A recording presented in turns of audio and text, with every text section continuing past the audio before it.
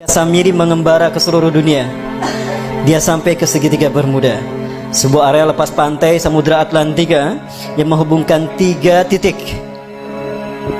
Florida, ada Miami di sana, ada Puerto Rico, dan ada Bermuda. Segitiga ini adalah tempat di mana Ajazil membangun istananya dari kristal cahaya. Itulah kenapa siapapun yang lewat kena hilang. Sebetulnya tidak hilang, ada, cuma tertutup dengan kristal cahaya. Begitulah cara David Copperfield menghilangkan patung Liberty. Begitu pula cara David Blank menghilang. Dia tidak menghilang, tapi dia bersinergi, bersenyawa dengan jin, sehingga kristal cahaya menutup pandangan kita, sehingga dia tidak terlihat, nyaris tidak terlihat. Dan itu pula yang terjadi ketika Nabi Muhammad SAW menghilang di Madinah 8 jam, tiba-tiba muncul lagi di tengah-tengah sahabat, karena bersentuhan memasuki alam jin. Ketika kita masuk ke dimensi jin berada, maka kita tidak akan terlihat saat itu. Dan di sana berdiri singgasana iblis yang terbuat dari kristal cahaya.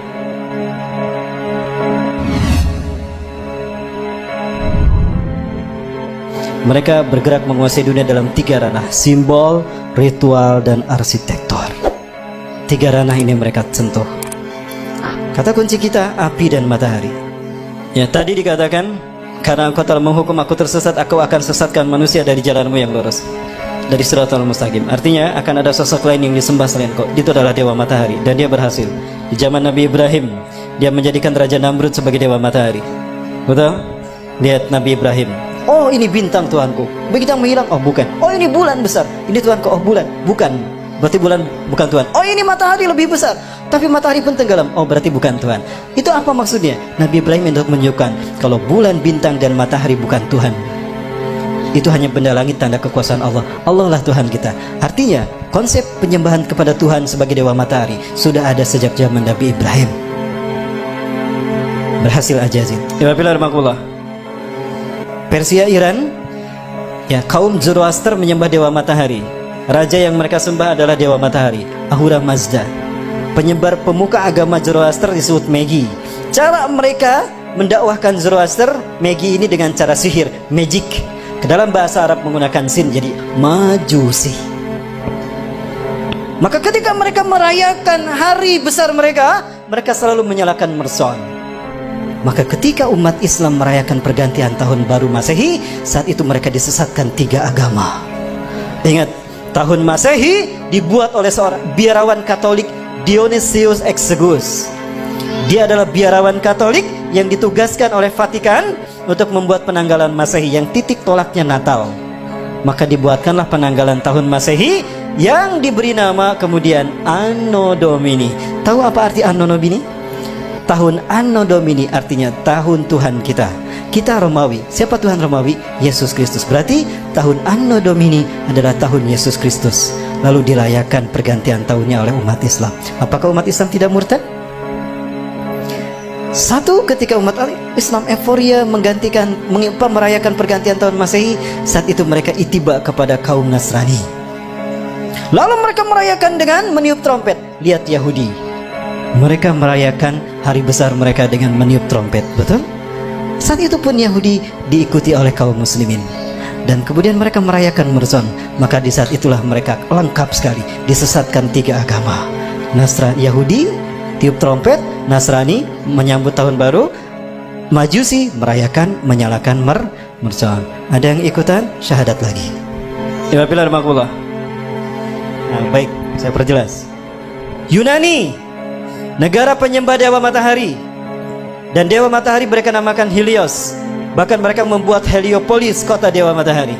Yunani, ketika mereka merayakan hari besar mereka menyembah dewa Helios, mereka melakukannya dengan pawai obor keliling negeri.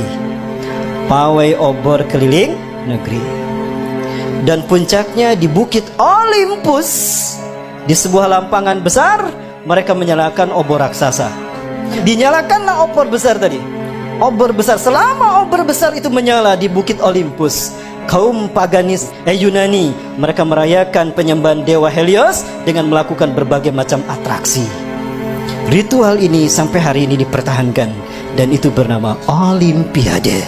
Sekali lagi, Zionis Yahudi menyesatkan kita dalam 3 ranah: simbol, ritual, dan arsitektur. Sudah terwujud? tingkat dunia Olimpiade, tingkat benua ASEAN Games, tingkat nasional PON, tingkat daerah Porda. Dewa di Itali Roma, Dewa Mitra. Lihat, ini Dewa Mitra, sama dengan Liberty. Ada matahari di kepalanya. Patung Liberty pegang apa? Obor kan. Berubah tidak? Tidak. Inilah yang dikatakan iblis. Fabima akhwatani ila aqudan lahum siratal mustaqim. Karena engkau telah menghukum aku tersesat, aku akan halangi mereka dari tauhid. Artinya, akan ada sosok lain yang disembah selain engkau. Siapa? Dewa Matahari. Siapa Dewa Matahari? Matahari adalah unsurnya api kan? Dan siapa yang Allah ciptakan dari api? Jadi siapa Dewa Matahari itu? Ajazil. Tapi dia tidak terlihat. Maka dia butuh sosok manusia yang menjadi kembaran dia seutuhnya. Samiri. Jadilah dia Dwi Tunggal. Siapapun yang mengangkat tangannya seperti ini, berarti dia komitmen kepada iblis dan Dajjal. Baik, di Amerika Latin, Amerika Selatan ada 3 suku bangsa menyembah Dewa Matahari. Suku Aztec di Meksiko menyembah Viracocha. Suku Inca menyembah Dewa Inti di Brazil. Suku Maya menyembah Dewa Kukulcan di Amerika Latin. Ya. Dan di Mesir ada Horus, Dewa Matahari. Dan Horus selalu digambarkan dengan kepala burung. Kenapa? Ketika Tuhan turun ke bumi selalu menggunakan burung. Dan burung adalah simbol singgasana tinggi. Maka siapapun yang menjadikan burung sebagai simbolnya, maka dia merdeka, akan merdeka abadi. Maka jadilah burung simbol kemerdekaan setiap.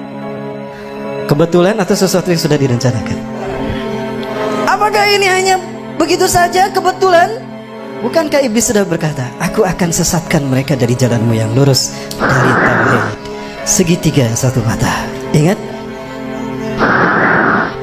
Segitiga digunakan iblis karena dia melihat ke bawah. Dia berada di langit ingin berkuasa di dunia. Ajazil menghadap ke bawah. Samiri pun sama, dia ingin berkuasa sebagaimana Tuhan di langit. Maka segitiganya menghadap ke atas. Keduanya bertemu di segitiga Bermuda. Pertemuan mereka simbolnya seperti apa? Ini simbol mereka. Betul?